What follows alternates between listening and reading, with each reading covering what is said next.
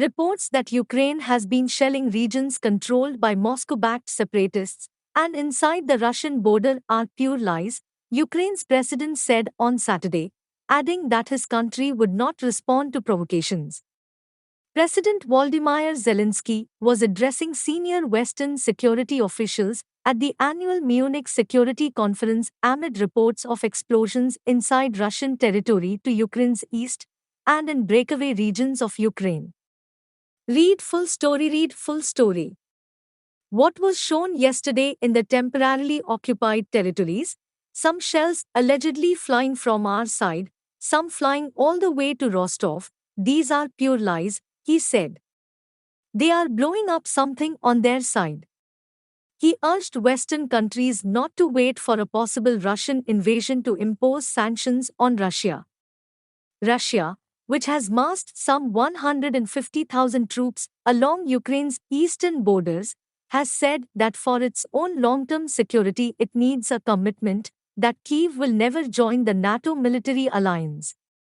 But leaders of Western countries, which believe Russia is preparing a possible invasion of Ukraine, said Russia would face severe consequences if it attacked, warning Moscow against attempts to redraw Europe's borders. National borders should not be changed by force, US Vice President Kamala Harris said. Read full story. We have prepared economic measures that will be swift, severe, and united, she said. We will target Russia's financial institutions and key industries. Both Ukraine and NATO members have refused to rule out Kyiv one day joining the alliance, though few expect that soon. But, referring to an explosion at a kindergarten in the occupied East, Zelensky urged delegates not to let the rhetoric obscure the plight of ordinary people. Those kids aren't heading towards NATO. They are heading to their classrooms, he said. Dabbling in history. Many delegates at the conference called for a de-escalation by Russian President Vladimir Putin, who on Saturday presided over a nuclear preparedness exercise involving firing ballistic missiles. History has not yet been written. There is an exit that the Russian government can choose at any time, said German Foreign Minister Annalena Baerbock after a meeting of Western foreign ministers. Our common message to them is very clear: don't make this fatal mistake. Withdraw your troops. Let's talk.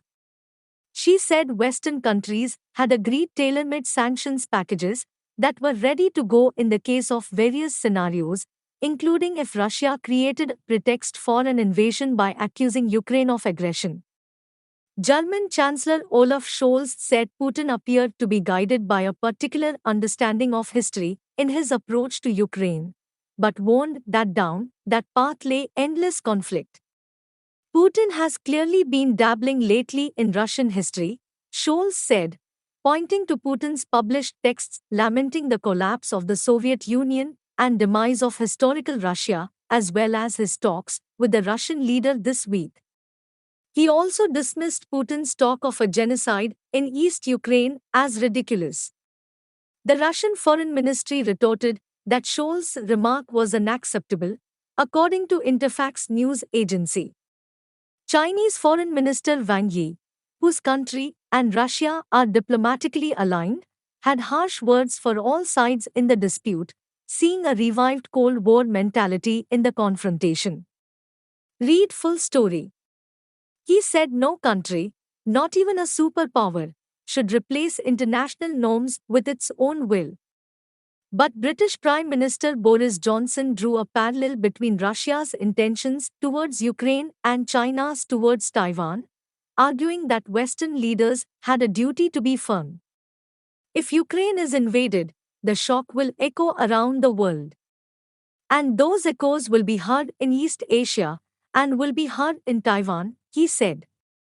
People would draw the conclusion that aggression pays, and that might is right.